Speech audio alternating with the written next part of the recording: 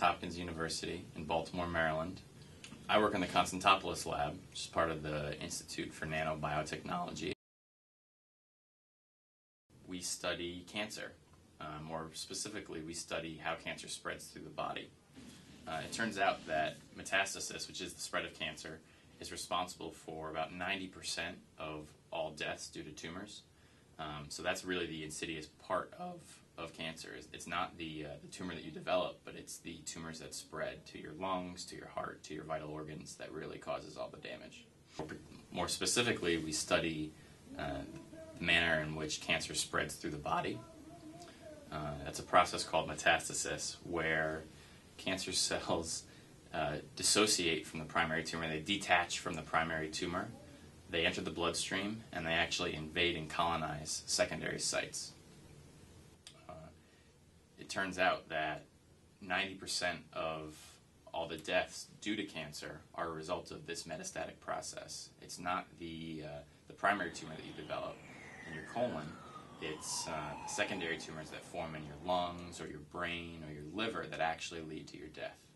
So more specifically, what we study is the migration of cancer cells, as well as how cancer cells behave once they're in the circulatory system.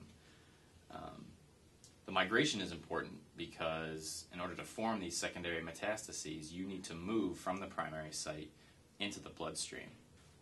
Once the tumor cells have entered the bloodstream, they will roll over and interact with cells of the circulatory system, namely platelets, white blood cells, and the cells that line your blood vessels. When a tumor cell, or really any cell in the body, is in circulation, it's very round, much like a ball.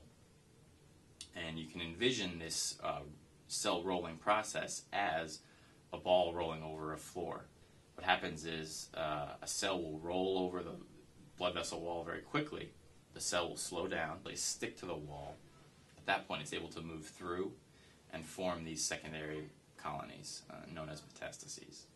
We've set up a migration chamber, which is actually a microfluidic device. We can study how the cells will move through channels of varying widths. So these devices allow us to image currently migrating cells in real time with live cell microscopy, but also we can observe these mechanisms in more detail using fluorescent microscopy. Our aim is to prevent that metastatic process. Doctors have gotten very good at treating primary tumors, be it with surgery or chemotherapeutics, but the problem really remains is the spread of those tumors into the vital organs, the secondary sites. And if we can prevent that process, we hopefully can dramatically reduce the lethality of cancer.